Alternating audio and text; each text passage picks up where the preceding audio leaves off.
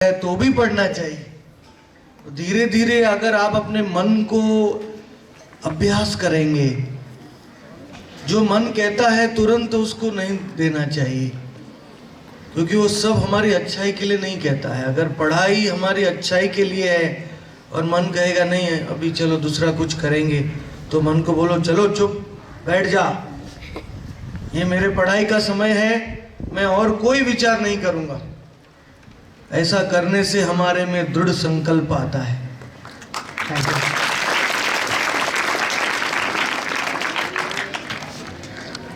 Sir, आपका जब भी आप पैदा हुए थे, मतलब जब भी आप बच्चे थे, तभी से आपको लक्ष्य था कि आप साधु ही बनेंगे? आपकी फैमिली ने सपोर्ट नहीं किया था कि किया था?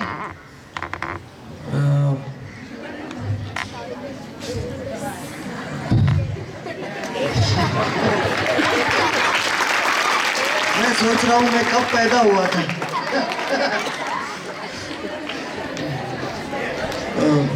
22 नवंबर 1971 में मेरा जन्म हुआ था अहमदाबाद में, और उसके बाद मुंबई में मैं बचपन से ही बहुत अच्छा विद्यार्थी था और आत्मा की खोज कर रहा था, कुछ और भी ऊंचे विषयों के बारे में, क्योंकि ये एक जन्म का नहीं होता है, कई जन्म के साथ ये हम इस जन्म में उसको चालू करते हैं।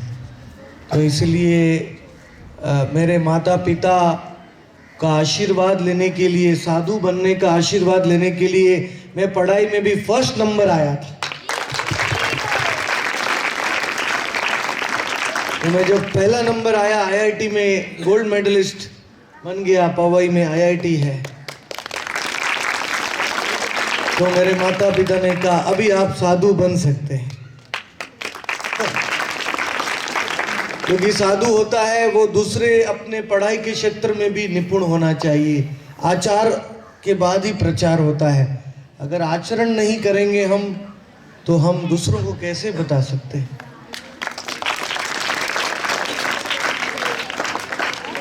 हम कभी जोक सुनते हैं वो हमको एक ही बार में याद हो जाता है। अगर हम लोग आंसर को 10 बार भी सुन लेते तो याद नहीं होता। क्योंकि आपकी रुचि जोक्स में है।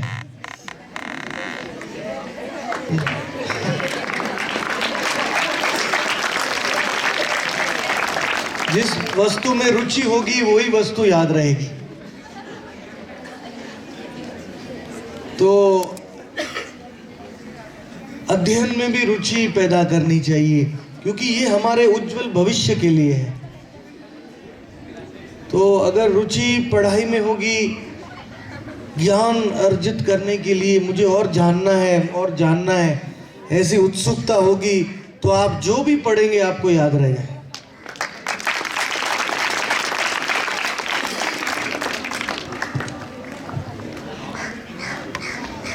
महाराज जी, हम लोग जब पेपर लिखते हैं, प्रीलियम चालू है अभी, पेपर लिखते हैं तो बाकी सारा सब्जेक्ट लिखने को अच्छा लगता है, लेकिन हिंदी मराठी लिखते लिखते बहुत हाथ दर्द होता है। ऐसा क्यों? हिंदी की जो लिपि है उसको देवनागरी कहते हैं। हिंदी और मराठी दोनों की लिपि है, वो संस्कृत भाषा से बहुत मिलती जुलती है, और अंग्रेजी भाषा तो बाद में आई है। तो हमें अंग्रेजी और हिंदी मराठी में भेदभाव नहीं करना चाहिए, बल्कि हिंदी और मराठी का ध्यान से अध्ययन करने से हमको अंग्रेजी भी हम ठीक से समझ सकते हैं, क्योंकि सारी भाषाओं की मूल तो संस्कृत है।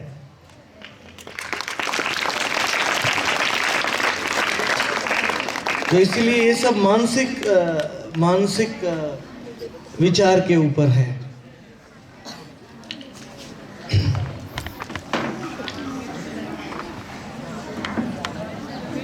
भगवान ने ये सृष्टि बनाई है, तो भगवान तो हर चीज में है ना, पेड़ में है, हवा में है, मिट्टी में है, तो फिर इंसान मंदिरों में क्यों ढूंढते भगवान को?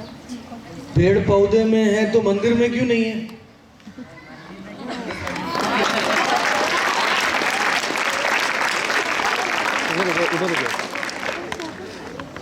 मैं आपको एक उदाहरण देता हूँ।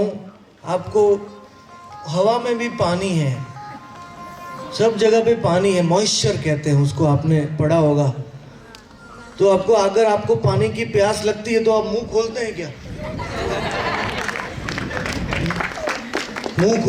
मुंह खोल के आप पानी क्यों नहीं पी लेते?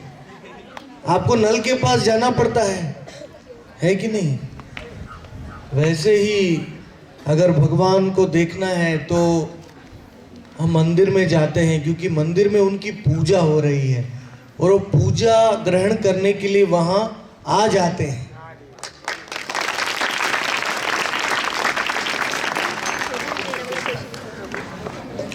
सर आप साधु ही क्यों बने? आपने आईआईटी का कोर्स किया, आप कुछ और भी तो बन सकते थे, साधु क्यों बने? बिल्कुल।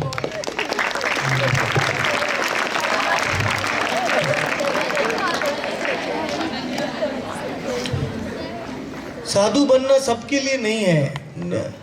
99.99% लोग साधु नहीं बनेंगे। गीता में ही कृष्ण कहते हैं, मनुष्यानाम सहस्रेषु कश्चित् यतति सिद्धये यतताम अपि सिद्धानाम कश्चिन् माम वेति तत्वतः। तो जैसे संसार में डॉक्टरों की जरूरत है, लॉयर की जरूरत है, इंजीनियरों की जरूरत है, मूची की भी जरूरत है और वो सिलाई करने वाले की भी जरूरत है, वैसे ज्ञान देने वाले साधु की भी जरूरत है। ये सबसे क्या मिलता है? इस सब से हमें संतोष मिलता है। जैसे दूसरों को हम पढ़ाते हैं, आपके जो टीचर्स हैं वो आपको हिस्ट्री, ज्योग्राफी, मैथमेटिक्स ये सारी विद्याएं पढ़ाते हैं, और हम साधु बन के संसार के जीवों को राज विद्या पढ़ाते हैं। जो सारी विद्याओं का राजा है वो पढ़ाते हैं। बाबा जी, हिंदू, मुसलमान, क्रिश्चियन, हम लोग को भगवान को नहीं मानते, हम लोग इनको भगवान को नहीं मानते, ऐसा क्यों? क्योंकि हम भगवान को जानते ही नहीं है। सारे धर्मों में भगवान है वो एक ही है। हिंदू का भगवान, और इस्लाम के अल्लाह, और क्रिश्चियन धर्म में क्राइस्ट, ये तीनों नाम एक ही पुरुष के नाम है। भगवान यानी जिसके 6 ऐश्वर्य होते हैं, और अल्लाह यानी जो सर्वशक्तिमान होता है, और क्राइस्ट यानी जो सबका आकृष्ट करता है। क्राइस्ट शब्द आकर्षण से आता है, जो संसार के सारे जीवों को आकृष्ट करता है। तो सारे तीनों नाम ही उस परम पुरुष के नाम है। जब वो हम जान लेंगे तो हम किसी धर्म में भेदभाव नहीं करेंगे। बाबा जी, आपको ये सबसे क्या मिलता है? पहले मेरा छोटा परिवार था। मेरे माता पिताजी दादर में रहते हैं, और जब मैंने ये ज्ञान दूसरों को देने की शुरुआत की तो मेरा बड़ा परिवार हो गया। जी, हिंदू और पाकिस्तान में इतना लड़ाई और झगड़ा क्यों होता है? वो इतना लड़ाई करते हैं क्योंकि वो ये नहीं जानते कि भारत भी भगवान का है और पाकिस्तान भी अल्लाह का है। अगर वो जानेंगे कि सब कुछ उस प्रभु का है तो वो आपस में झगड़ेंगे नहीं।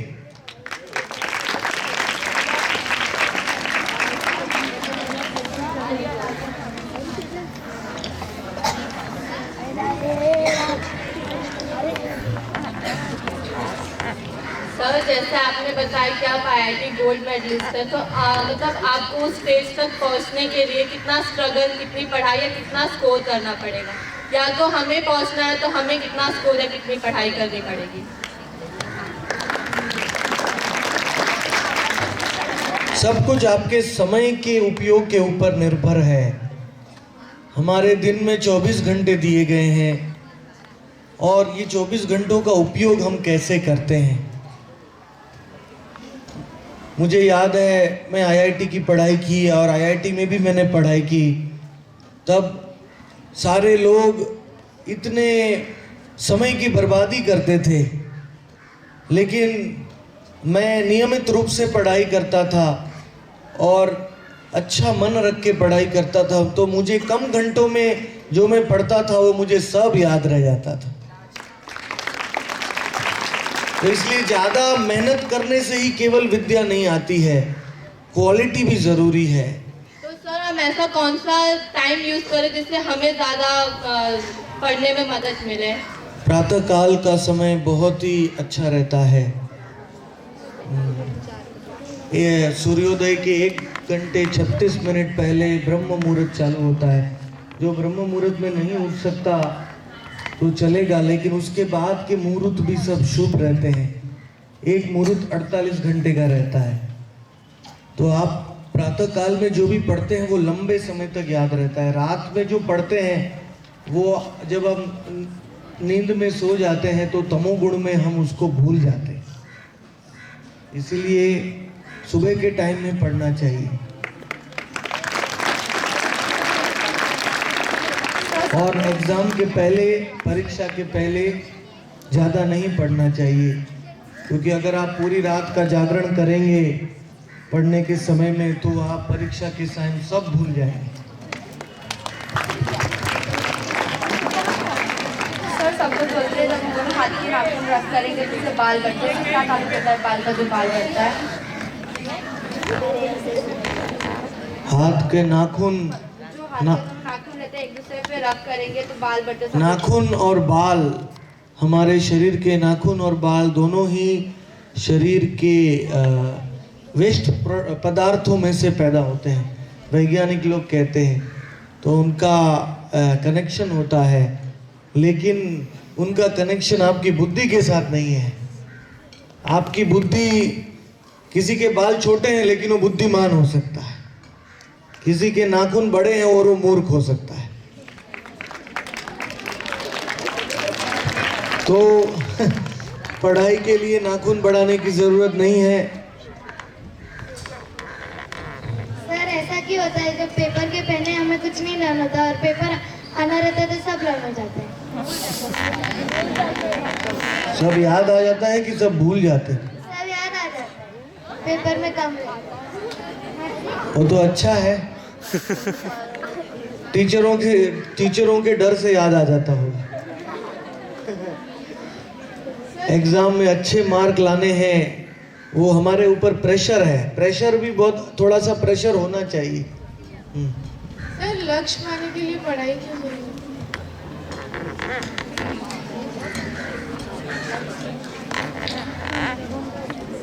आज के संसार में यश यानी धन संपत्ति है, आपको अर्जन करनी पड़ेगी, तभी तो आप अपने परिवार का पालन पोषण कर सकते हैं और अपना घर ले सकते हैं, पारिवारिक जीवन बिता सकते हैं। तो इन सब वस्तुओं के लिए अच्छी नौकरी ज़रूरी है, अच्छा स्थिति ज़रूरी है, और उसके लिए पढ़ाई की आवश्यकता है।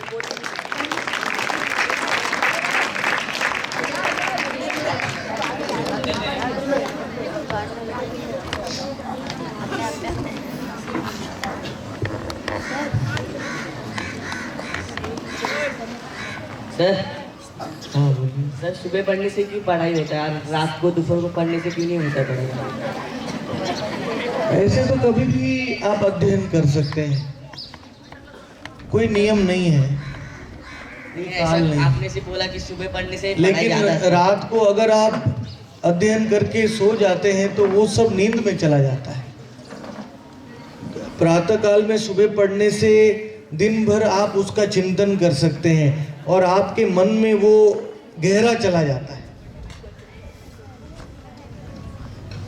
मैं ये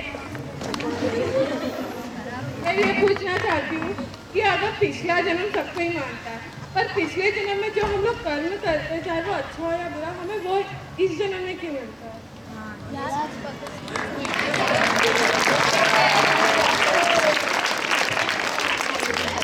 धीरे धीरे आपके प्रश्न भी सीरियस हो रहे हैं। तो आपने पढ़ा होगा आइजैक न्यूटन का थर्ड लॉ है, every action has a equal and opposite reaction. हर एक कार्य जो हम करते हैं उसका रिएक्शन मिलता है। तो उसका रिएक्शन कब मिलता है, ये हमारे कर्मों के अनुसार है। प्रारब्ध कर्म होते हैं, अप्रारब्ध कर्म होते हैं। जैसे मैं उदाहरण देता हूँ, अगर आप किसी के पेंसिल की चोरी करेंगे स्कूल में तो आपको दंड मिलेगा तुरंत, उसका रिएक्शन तुरंत मिलेगा, लेकिन उसके साथ साथ आपके अंदर वो चोरी की प्रवृत्ति बस जाएगी। तो बाद में आप बड़ा होके भी कुछ करेंगे चोरी, या अपने अगले जन्म में चोरी करेंगे। तो इसलिए ये जो कर्म का सिद्धांत बड़ा जटिल है, एक सूक्ष्म प्रकार का कर्म बन जाता है। हमारे अंदर भगवान होते हैं, तो हम लोग क्यों बुरा काम करते हैं जब जानते हैं? हमारे सबके अंदर भगवान है तो भी हम बुरा काम इसलिए करते हैं क्योंकि भगवान ने हमको स्वतंत्रता दिया हुआ है।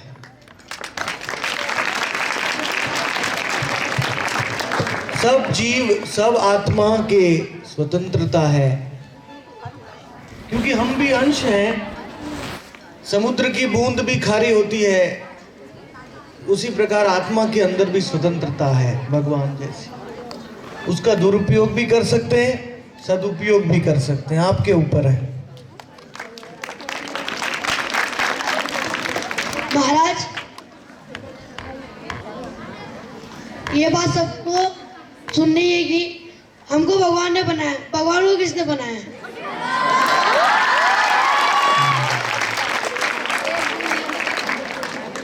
आपको भगवान ने बनाया है, वो सत्य है। और अगर भगवान को कोई बनाता तो वो भगवान हो जाता।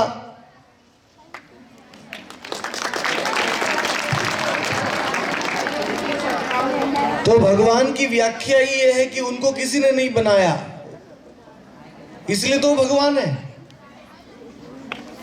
आदि पुरुषम, हमारे माता पिता हैं, उनके माता पिता हैं, उनके माता पिता हैं। आप अपनी वंश का खोज लगाएंगे तो अंत में आप एक पुरुष तक पहुंचेंगे जिनके कोई माता पिता नहीं है, और वो ही भगवान है।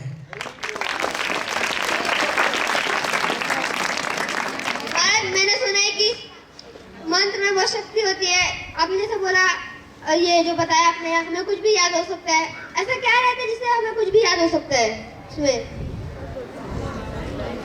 क्योंकि जो मंत्र होता है, मनः त्रायते इति मंत्र, वो मन को सारे विचारों से छुड़ा के आपको अध्ययन में लगा देता है। मन को जो भी आप कर रहे हैं उसमें आपको सफलता मिलती है, इसलिए उसको मंत्र कहते हैं। और कोई बिना ऐसा तो नहीं है, कोई तो बिना मंत्र के भी याद कर लेता है?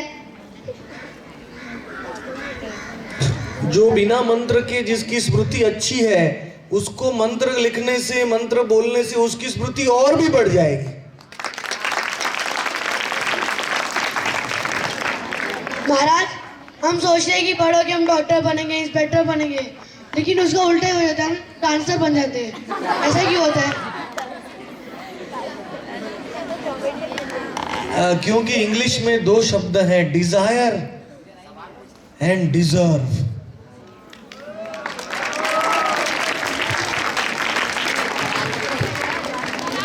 एक भिखारी है, वो रास्ते में करोड़पति बनने की इच्छा करता है, क्या वो बन जाता है? क्यों नहीं बनता है? क्योंकि डिजर्व भी होना चाहिए। महाराज, हम पे सब बोलते हैं हमसे कि हम पर साथ का बहुत असर पड़ता है, तो हमें कैसे पता चलेगा कि वो सही है कि गलत? किसका? साथ बोलते हैं ना कि हम जिसके साथ रहते हैं। हाँ, संग का। जैसा संग वैसा रंग। तो अगर आप ऐसे मित्रों का संग करेंगे जो अध्ययन नहीं करते हैं तो आप भी आलसी हो जाएंगे। और अगर आपके मित्र अध्ययन में बहुत गंभीर हैं, स्कूल का होमवर्क करते हैं, प्रश्न का उत्तर देते हैं, नियमित रूप से क्लास में आते हैं, टाइम से आते हैं और रोज की पढ़ाई रोज करते हैं, वैसे मित्रों का संग करने से हमारे में भी वो गुण आ जाते हैं, क्योंकि जैसा हम देखते हैं हम उसको अंगीकार करते हैं।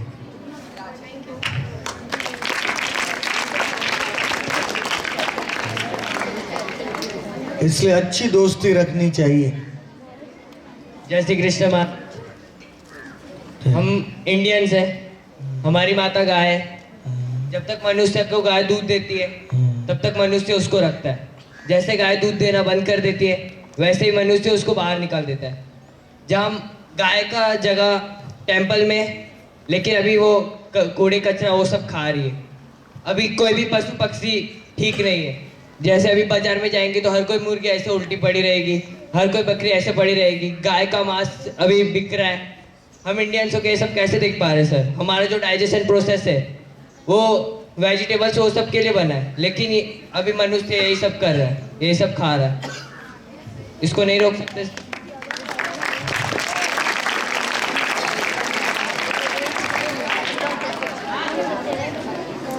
इस कलयुग में हम नहीं रोक सकते। हमें प्रयत्न करना चाहिए। जैसे अपनी माँ को वृद्ध अवस्था में हम छोड़ नहीं देते, उसी प्रकार गौ माता को भी नहीं छोड़ना चाहिए। और हमारी जीभ की स्वाद के लिए किसी भी प्राणी को दुख नहीं देना चाहिए, किसी भी प्राणी को काटना नहीं चाहिए, क्योंकि हम काटेंगे तो मारने के टाइम उस प्राणी को जितना दुख होगा उतना ही दुख हमें भविष्य में होगा।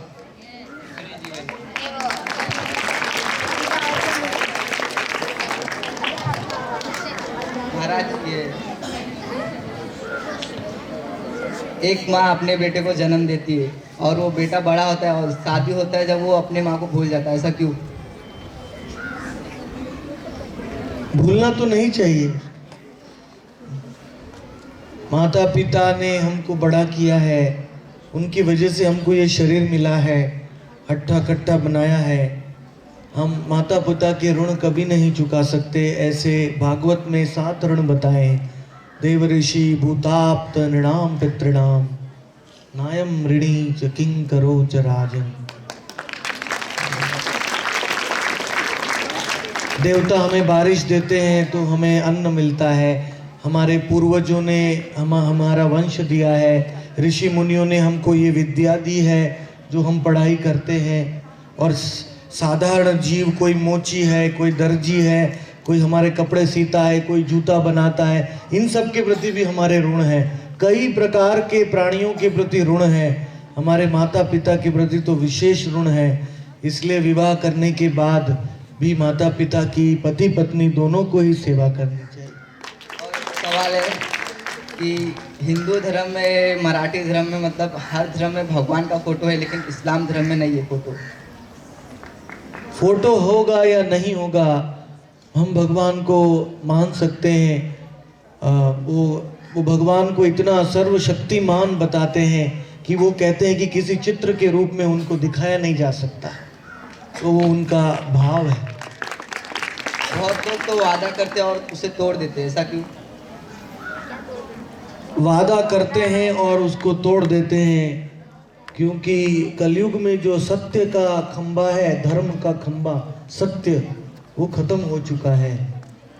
4 खंबे हैं धर्म के और वो चारों खत्म हो चुके हैं। सतयुग में तो जो वादा करते थे वो सत्य हो जाता था, जो बोलते थे वो सत्य हो जाता था, इतनी शक्ति थी।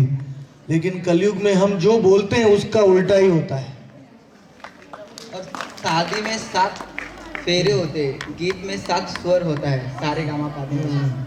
और रेनबो कलर में 7 कलर होता है और रथ में 7 घोड़े होते हैं।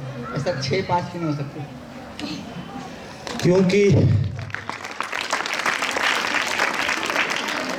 क्योंकि भागवत में जय विजय की कथा है। वैकुंठ धाम में प्रवेश करने के लिए भी 7 दरवाजे हैं, तो इसलिए वो 7 फेरों को फिर के हम पति पत्नी दोनों साथ में जाते हैं वैकुंठ धाम।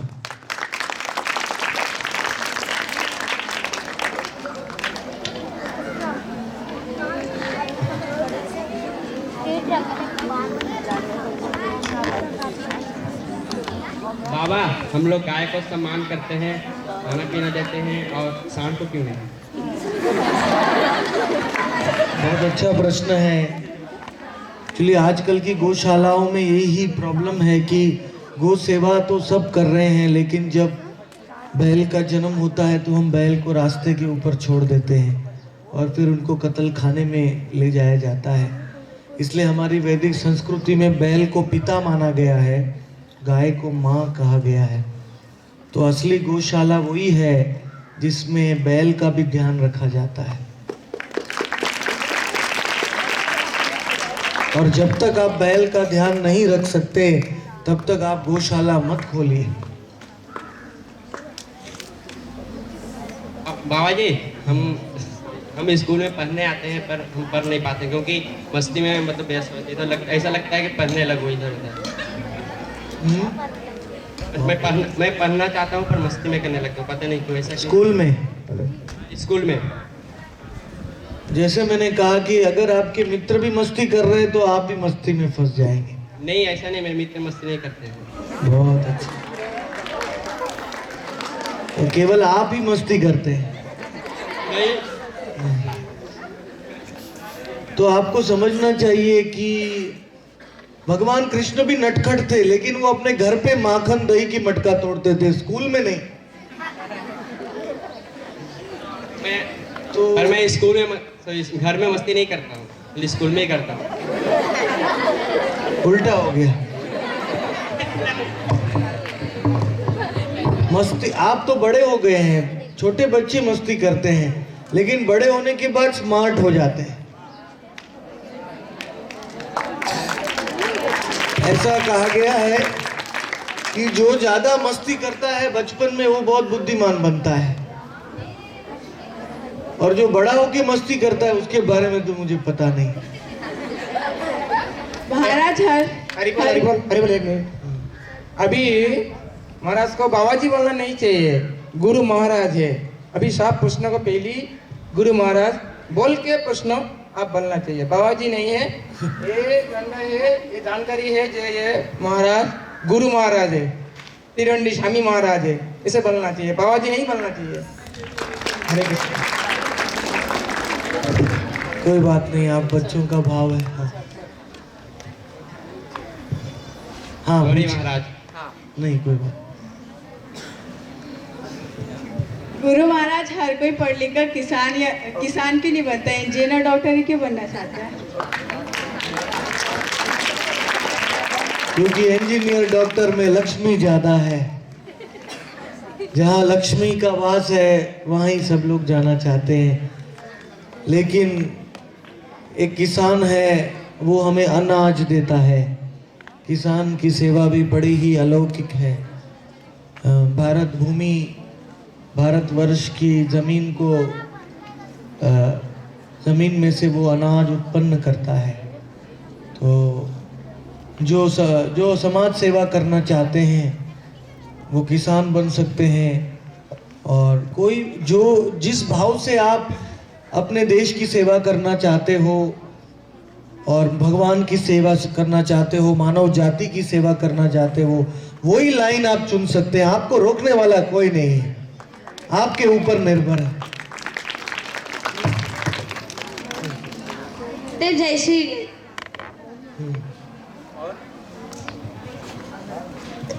जहाँ तक किसान का सवाल है, चूंकि आप विट्ठलवाड़ी में हैं और इसमें पंजाब के लोग कम हैं, हरियाणा के लोग कम हैं बच्चों में, इसलिए आपको ऐसा लगता है।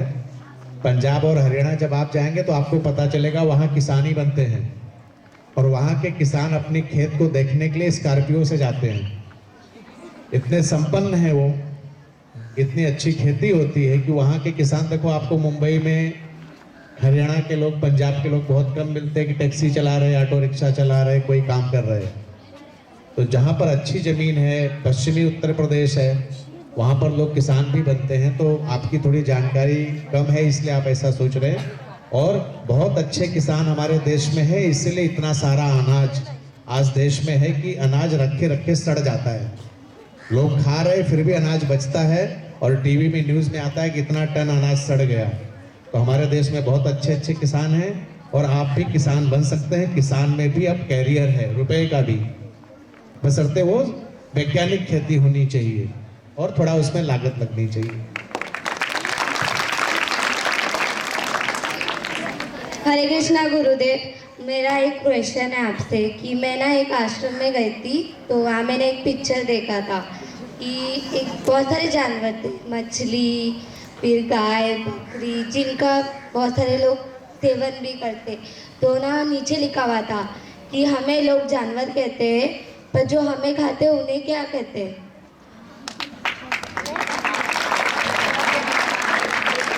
उनको कहते हैं महापशु।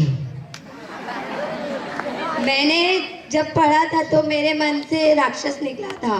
फिर मैं सोच रही थी राक्षस अच्छा नहीं होता। आप राक्षस कहोगे तो उनको खराब लग सकता है। हाँ, इसलिए। लेकिन हम उनको पशु कह सकते हैं। कैसा पशु? नहीं, दया का भाव होना चाहिए। मुख्य ये है कि मेरी जीव की संतुष्टि के लिए मैं किसी जीव को क्यों काटूंगा। इसलिए अमावस्या के दिन वेदों में कहा है कि गाय का मांस तो नहीं खाना चाहिए, लेकिन बकरी को काट के खा सकते हैं। लेकिन जब आप बकरी को काटते हैं तब मंत्र पढ़ना पड़ता है बकरी के कान में कि इस जन्म में मैं तुमको काट रहा हूँ, अगले जन्म में तुम मुझे काटोगी। गुरुदेव, और एक क्वेश्चन है। आपने तो भी किसी से दीक्षा लिया होगा, आपने भी किसी से शिक्षा ग्रहण की होगी, तो वो कौन है? महाप्रभुपाद। भगवान भी जब जन्म लेते हैं तो भी गुरु को स्वीकार करते हैं, क्योंकि गुरु के बिना विद्या नहीं है, ज्ञान नहीं है। जैसे आपके स्कूल में भी टीचर हैं, वो अपना सारा जीवन, सारा दिन रात आपको सिखाते हैं। तो मेरे गुरुजी, मेरे गुरुदेव 103 साल के थे। 103 साल के। उनका नाम था भक्ति शास्त्री परमपद दास। भगवत गीता में प्रकांड विद्वान थे। वो अंबिका कालना नाम का धाम है, वहाँ रहते थे। गुरु महाराज, दुनिया में पहले अंडा आया क्या मुर्गी?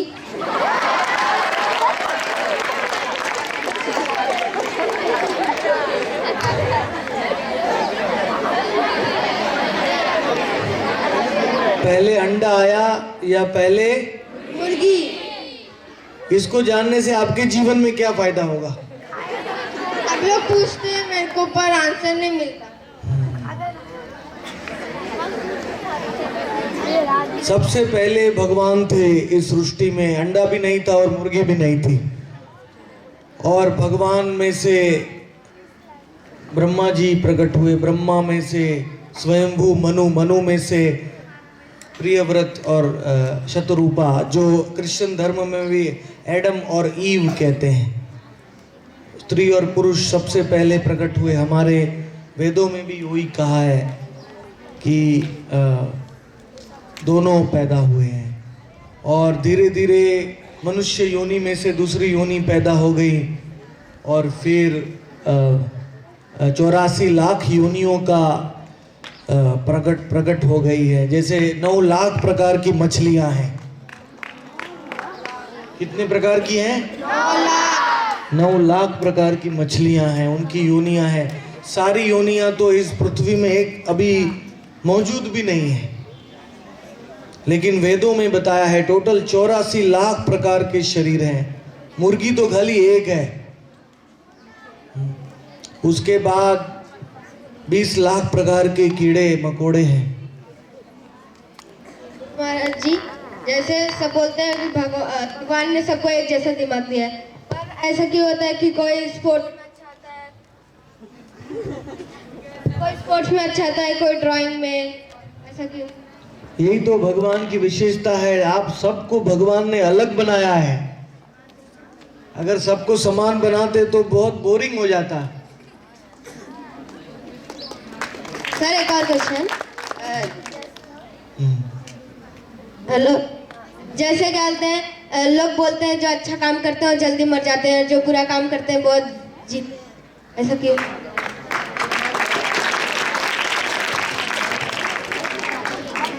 ये कहावत बुरा काम करने वाले कहते हैं। जो बुरा काम करते हैं वो कहते हैं कि अच्छा काम करने से जल्दी मर जाते हैं, लेकिन इसमें कोई सत्य नहीं है। मनुष्य जीवन में क्वालिटी भी जरूरी है, खाली क्वांटिटी का फायदा नहीं है। अमेरिका में पेड़ होते हैं वो 3000 साल तक जीते हैं, रेडवुड उनका नाम होता है। लेकिन ऐसा पेड़ बन के फायदा क्या अगर आपने कुछ किया नहीं संसार के लिए? तो आप कितना जिएंगे वो तो अच्छा है, लंबा आयु होना चाहिए, लेकिन उस आयु में आपने क्या किया वो ज्यादा महत्व का है। गुरु महाराज, मेरा एक और क्वेश्चन है कि मूर्ति को इंसान बनाता है और मंदिर भी इंसान बनाता है, तो उस मूर्ति का हम लोग बहुत पूजा करते हैं और उस मूर्ति पे हम लोग रोज वरदान मांगते हैं, मैं पास हो जाऊँ, मैं फेल हो जाऊँ। तो भगवान ने जो चलती फिरती मूर्ति बनाई है, जो हम लोग अगर पैर छुएंगे तो आशीर्वाद देगा, अगर हम लोग मारेंगे तो हमें डांट देगा, तो हम लोग उसकी उस ह्यूमन की रिस्पेक्ट क्यों नहीं करते?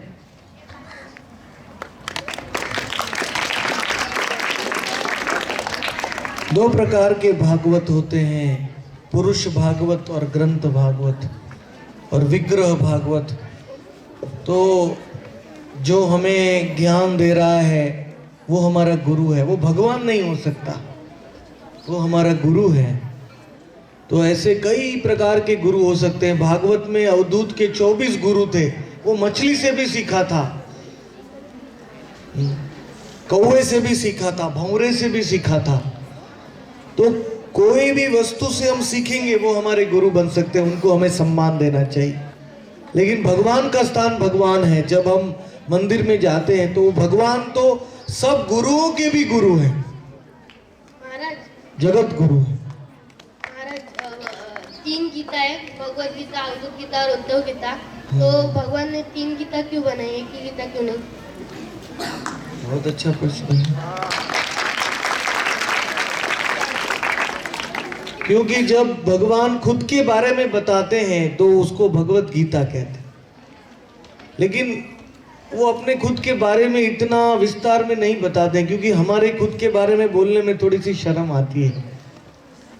तो इसीलिए जो उद्धव गीता है उसमें उद्धव जी भगवान के बारे में बताते हैं, इसलिए वो बहुत विस्तार से बताते हैं। अवधूत गीता,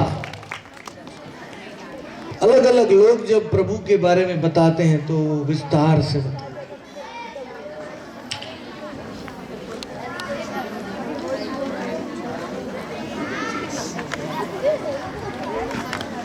सर, हमारे भारत में गाय को माता कहते हैं, हमारी देवी, अरे हमारी ज्ञान की देवी सरस्वती है, शक्ति देवी दुर्गा है। तो भारत में स्त्रियों को इतने नीचे क्यों रखा जाता है?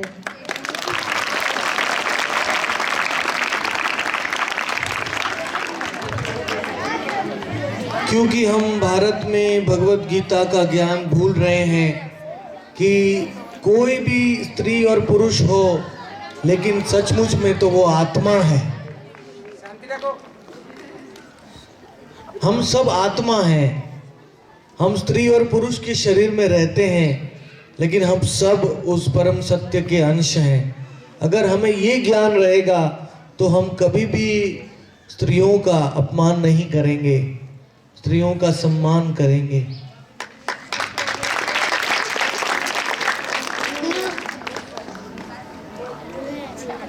गुरु, मेरा ये क्वेश्चन है कि सब लोग के पास पैसा आता है, बच्चे लोग के पास, तो बच्चे लोग खाने का ही मान काय को करते हैं, भगवान को, माता पिता को काय को नहीं देने का मन करते?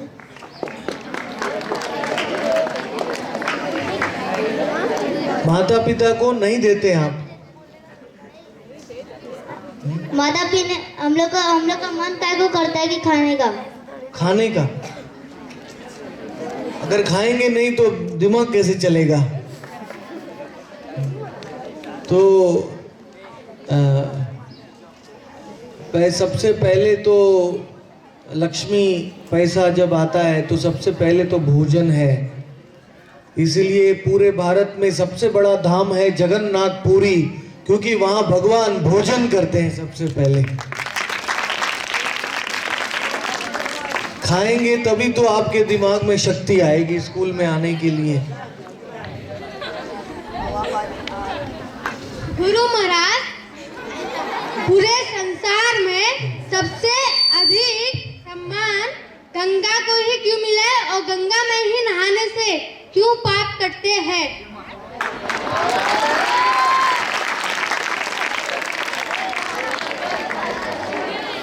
क्योंकि जब वामन भगवान ने अपना तीसरा पैर ऊपर किया था तो ब्रह्मांड का पर्दा फूट गया और कारण सागर का पानी नीचे आया है भगवान के चरण को धो के, और ब्रह्मा जी ने अपने कमंडलों में से भी भगवान के चरण के ऊपर पानी डाल दिया और वो दोनों मिलके गंगा मैया बन गए थे।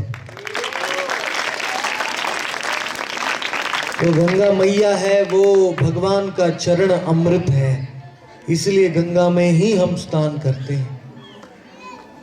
गुरु महाराज जी, आजकल सब लोग अमीरी और गरीबी में फर्क क्यों करते हैं?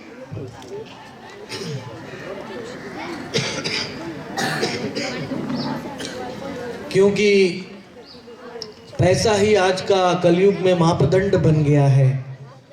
जिसके पास ज़्यादा पैसा है उसको सम्मान दिया जाता है, जो गरीब है उसको कोई सम्मान नहीं देता है। लेकिन ये मापदंड नहीं है, मापदंड है ज्ञान।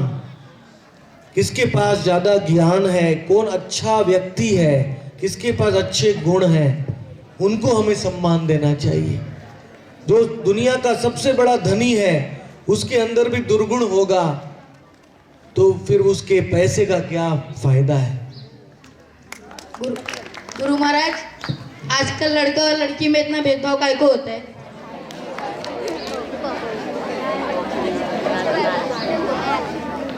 वही मैंने बताया कि लड़का और लड़की दोनों ही आत्मा हैं, भगवान के अंश हैं। भेदभाव नहीं करना चाहिए, क्योंकि हम बाहरी रूप से देखते हैं, हम सबको एक समान प्रेम नहीं करते हैं, इसलिए भेदभाव होता है। जो हमको खुशी देते हैं उसको हम ज़्यादा प्रेम करते हैं, ऐसा नहीं होना चाहिए।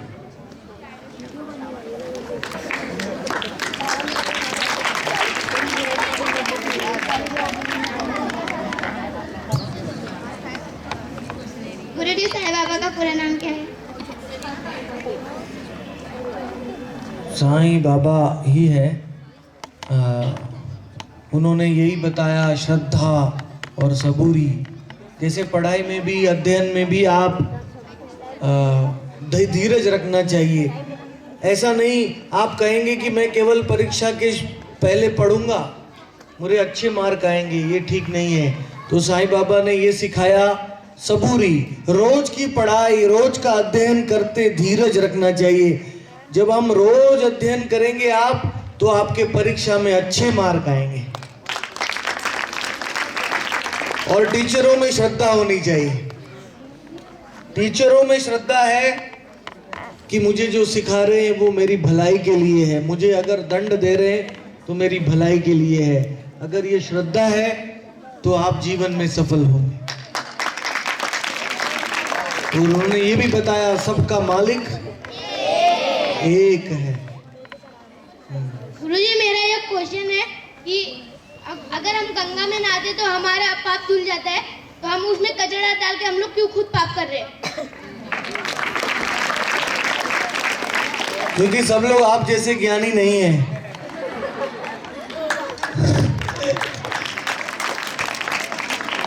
अगर आपके जैसा ज्ञान सब में होता तो गंगा में कचरा नहीं डालते।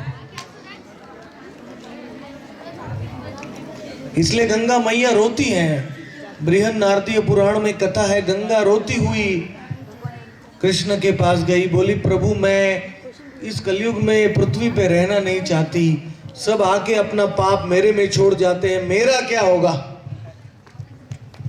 मैं पाप से भर जाऊंगी। तो इसलिए तब भगवान ने कहा तुम चिंता मत करो, मेरे साधु जो मंत्र का उच्चारण करते हुए आएंगे और जब तुम्हारे में स्नान करेंगे तो तुम्हारा भी सारा पाप ले लेंगे। गुरु महाराज, जब हमें टीचर मैथ्स सिखाती है हमें एक दो दिन ही याद रहता है, हमें पूरा दिन क्यों नहीं याद रहता? क्योंकि आप ध्यान नहीं देते हो। अगर ध्यान से आप सुनोगे, आप ध्यान से लिखोगे, जो वस्तु को हम लिखते हैं वो हमको ज्यादा याद रहती है। होमवर्क, इसलिए होमवर्क दिया जाता है। सुनने से, देखने से और लिखने से, 3 वस्तु से हमारी स्मृति शक्ति बढ़ती है। तो जो भी हमको याद रखना है उसको हमें लिखना भी चाहिए। गुरु महाराज, अगर भगवान ने किस ग्रंथ में लिखा है कि मेरा पूजा करो, और ऐसा क्यों?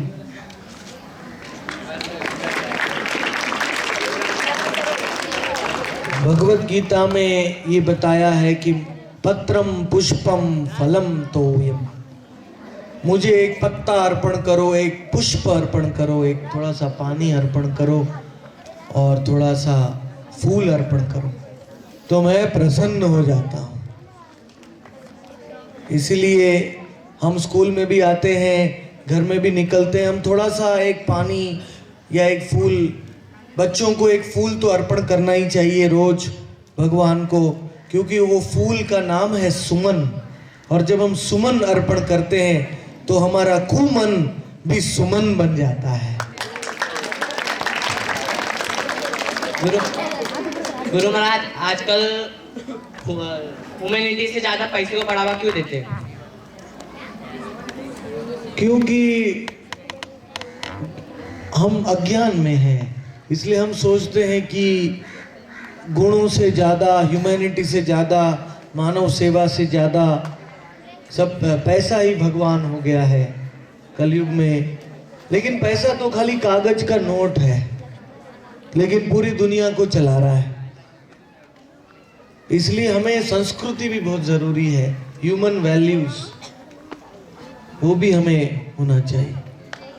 गुरु महाराज, जब कलयुग खत्म होएगा तब कौन सा दिन है? अभी तो कलयुग को खत्म होने के लिए 4,27,000 साल बाकी हैं, इसलिए चिंता मत करो। 4,27,000 साल के बाद कल की अवतार आएंगे घोड़े पे बैठ के। कल की अवतार, सफेद घोड़ा होगा उनका, उनकी माँ का नाम होगा पद्मावती और उनका जन्म होगा संबलपुर, एक गांव है। अभी भारत में 3-4 संबलपुर गांव है, लेकिन इसमें से कौन सा होगा हमें अभी तक पता नहीं है। लेकिन वो पूरे पृथ्वी का भ्रमण करेंगे और सब लोग इतने छोटे छोटे हो जाएंगे कलयुग के अंत में, घास जैसा, जैसे घास काटते हैं ना, वैसे कल की अवतार सब पापियों का गला काट देंगे। और पूरे खेत को जैसे हम साफ करते हैं वैसे पृथ्वी को साफ कर देंगे और वापस सतयुग चालू हो जाएगा। देवताओं के सप्त ऋषि आ जाएंगे, वापस वैदिक मंत्रों का पाठ करेंगे, पृथ्वी को पवित्र करेंगे और वापस सतयुग शुरू हो जाएगा। गुरु महाराज जी, अभी आपने बोला कि एक भिखारी जो रास्ते में चलता है वो भी करोड़पति बनने का सपना देखता है, तो नरेंद्र मोदी तो ट्रेन में चाय बेचता था, फिर भी वो भारत का प्रधानमंत्री कैसे बन गया?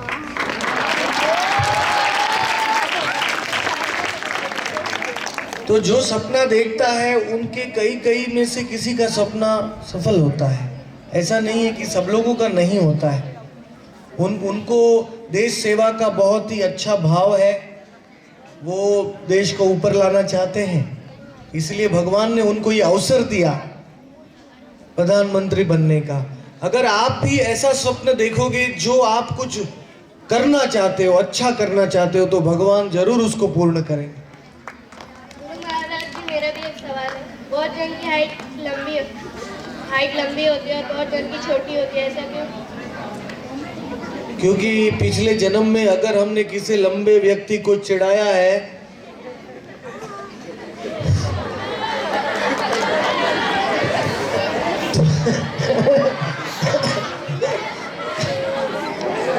तो इस जन्म में हम छोटे बनते और वो लंबा बन के हमको चिढ़ाता है। इसलिए किसी का मजाक मत उड़ाइए, किसी का मजाक मत उड़ाइए। क्या हो सके हमको वैसा ही बनना पड़े।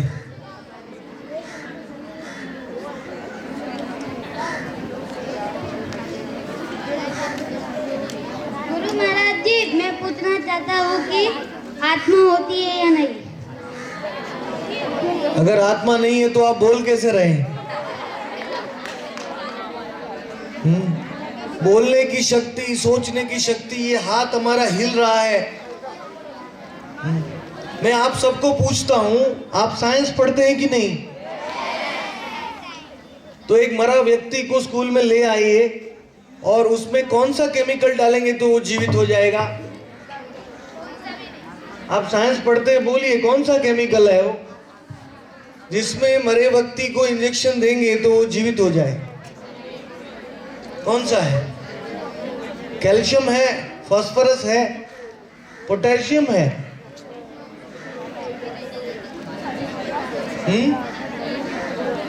वो जीवित क्यों नहीं होता है? उसके शरीर में तो सारे केमिकल खत्म हैं। वापस चालू कर दें वही केमिकल रिएक्शन को। आजकल के वैज्ञानिक तो सारे रिएक्शन जानते हैं शरीर में, तो उसको चालू क्यों नहीं कर पाते हैं?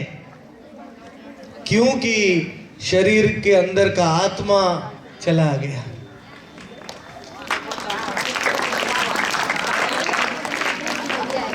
सबसे पहले प्रणाम गुरुजी।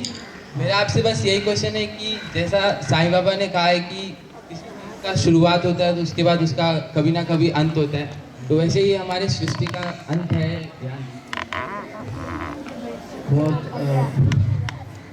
या आद्यंतवंत कौन्तेय न तैषु रमते बुधा। भगवत गीता में भी ये कहा है कि जिसका शुरुआत है उसका अंत होता है, और जिसका अंत है उसकी वापस शुरुआत होती है। तो सृष्टि का सृजन, पालन और प्रलय ये एक चक्र है, ये घूमता ही रहता है। चारों युग खत्म होते हैं, सतयुग, त्रेता, द्वापर, कली, वापस सतयुग चालू होता है। फिर ऐसे 1000 चक्र खत्म होते हैं तो ब्रह्मा जी की रात आती है। फिर ब्रह्मा जी का एक दिन पूरा होता है। फिर ब्रह्मा जी के 100 साल पूरे होते हैं। सारे ब्रह्मांड भगवान के शरीर में लीन हो जाते हैं। 311 ट्रिलियन साल तक शरीर में रहते हैं। फिर जब भगवान सांस बाहर लेते हैं वापस सृष्टि पैदा हो जाती है।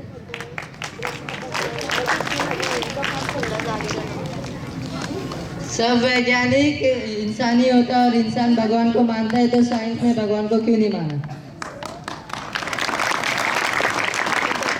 क्योंकि साइंटिस्ट लोगों को डर लगता है, मैं भगवान को मानूंगा तो मेरी नौकरी चली जाएगी। वो कहते हैं कि अगर if you may add God in science, God will become a dogma, science will become a dogma.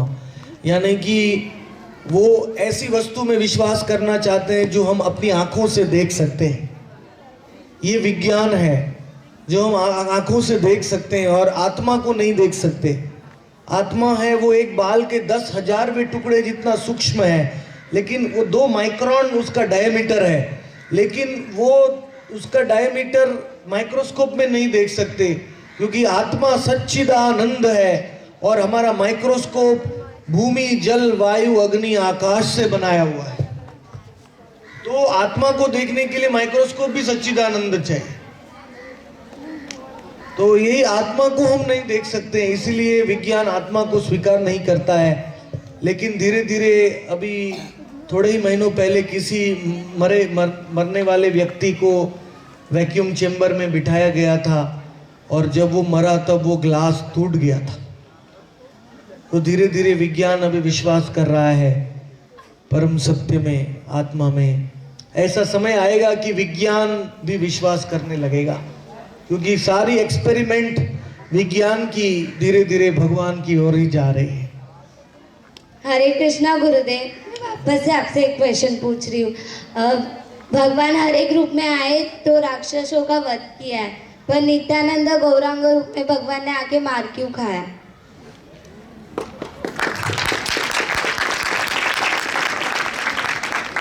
क्योंकि सतयुग में राक्षस दो अलग अलग लोक में रहते थे, त्रेता युग में राक्षस उसी लोक में रहते थे, द्वापर युग में राक्षस और देवता उसी घर में रहते थे, और कलयुग में राक्षस और देवता उसी शरीर में रहते हैं।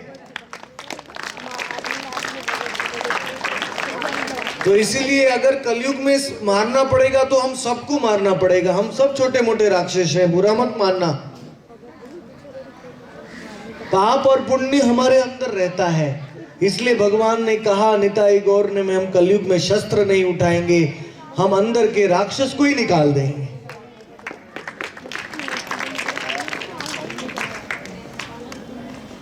हरे कृष्ण महाराज, माझा हा प्रश्न आहे की आता जसं तुम्ही सांगितलं की ते चिडवल्यानंतर तो मोठा होणार आणि छोट्याला चिडवणार, तरी असंच चालत राहील की कुठेतरी थांबेल की तिकडेच संपलं? ये तुमच्यावर आहे, आपके ऊपर है। अगर आप चिढ़ाना बंद कर देंगे तो आपका कर्म का चक्र बंद हो जाएगा, मतलब आपको उसका रिएक्शन नहीं मिलेगा। कभी ना कभी आपको तो बंद करना पड़ेगा।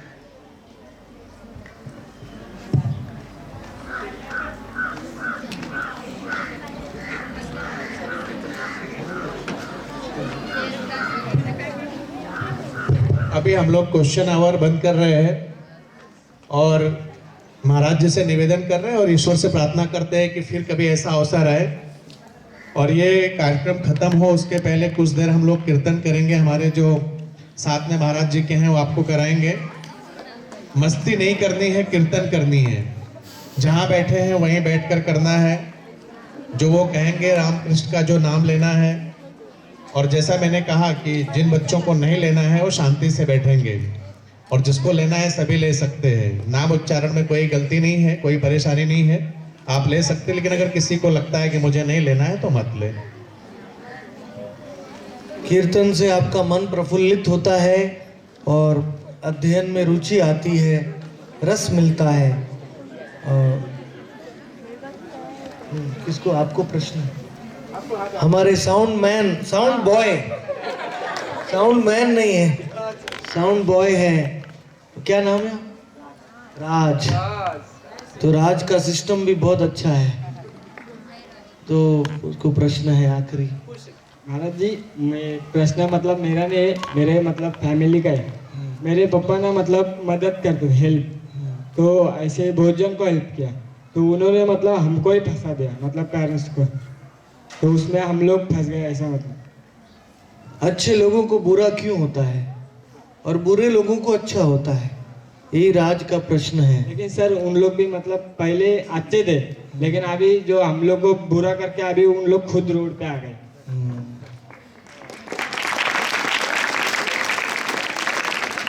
तो आपके परिवार ने जो अच्छा किया है उनके लिए, उसको आपके भविष्य में अच्छा फल मिलेगा। अभी आपको लगता है कि आपके ऊपर कुछ अन्याय हुआ है, लेकिन वो जो अच्छा कर्म कभी नाश नहीं होता है, उसका अच्छा फल आपको जरूर मिलेगा भविष्य में। और जो बुरा उन्होंने आपके साथ किया है उसका तो फल मिल ही गया है, और आगे उनको वो बुरा फल मिलता ही रहेगा। इसलिए हम अभी अच्छा करेंगे तो भविष्य में हमको अच्छा फल मिलेगा। और अगर हमको बुरा मिल रहा है तो वो हमारे भूतकाल के वजह से है, वर्तमान काल के वजह से नहीं है। ये हमें समझना चाहिए। अगर हम बीज अब डालते हैं तो उसका फल भविष्य में आता है, और भविष्य में हमने जो बीज डाला हुआ है उसका फल हम भूतकाल में जो डाला हुआ है उसका फल हम अभी भुगत रहे हैं।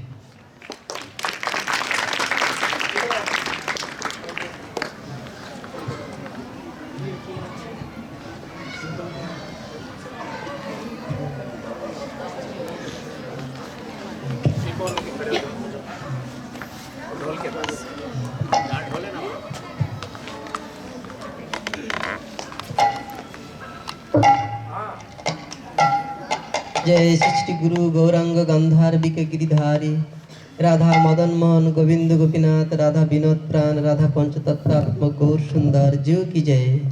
जय भुवन मंगल हरिनाम संकीर्तन की जय। जय पूज्यपाद त्रिदंडी स्वामी परिव्राजक आचार्य भक्ति वल्लभ तीर्थ गोस्वामी गुरु महाराज की जय। जय पूज्यपाद भक्तिरत्न तिदंड स्वामी परिव्राजक आचार्य भक्तिरत्न साधु गौरंगपाद महाराज की जय। जय पूज्यपाद तिदंड स्वामी परिव्राजक आचार्य भक्ति ऐसी भक्ति वेदांत स्वामी महाराज प्रभुपाद की जय। जय नित्य लीला विष्णु भक्ति सिद्धांत सरस्वती ठाकुर जगत गुरु प्रभुपाद की जय। जय अवधूत कुलचूड़मणि गौर किशोर दास बाबाजी महाराज की जय। सच्चिदानंद भक्ति विनोद ठाकुर जगन्नाथ दास रूपानुग आचार्य गण की जय। समागत भक्त वृंद की जय। निताई गौर प्रेमानंदे। जय श्री कृष्ण चैतन्य प्रभु नित्यानंद श्री अद्वैत गदाधर शिवासादि गौर भक्त वृंद। जय श्री कृष्ण चैतन्य प्रभु नित्यानंद श्री अद्वैत गदाधर शिवासादि गौर भक्त वृंद। हरे कृष्ण कृष्ण कृष्ण हरे हरे हरे राम राम राम हरे हरे हरे कृष्ण कृष्ण हरे हरे हरे राम राम राम हरे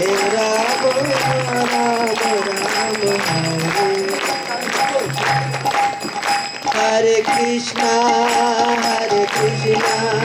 कृष्ण कृष्ण हरे हरे हरे राम राम राम हरे हरे कृष्णा कृष्ण कृष्ण हरे हरे हरे राम राम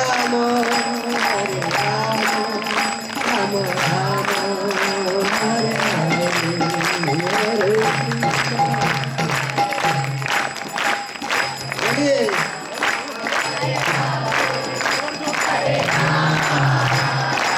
हरे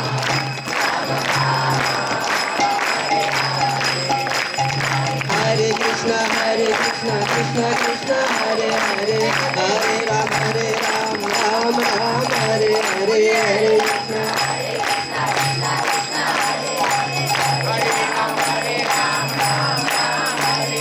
निताई गौरंग जय निताई गौरंग निताई गौरंग जय निताई गौरंग निताई गौरंग जय निताई गौरंग निताई गौरंग जय निताई गौरंग निताई गौरंग जय निताई गौरंग निताई गौरंग जय निताई गौरंग हरे कृष्णा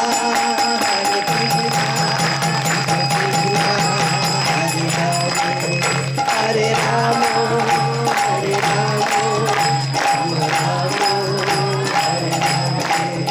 हरे कृष्णा कृष्ण कृष्ण हरे हरे हरे राम राम राम हरे हरे कृष्णा कृष्ण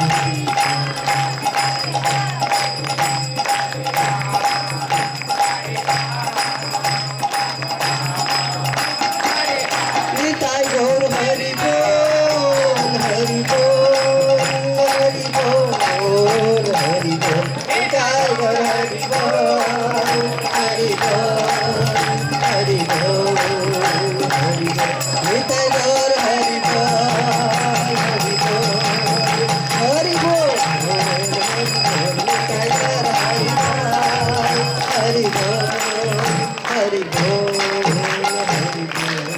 गाय गौर प्रेमानंदे हरि हरि बोल। जय जय श्री राधेश।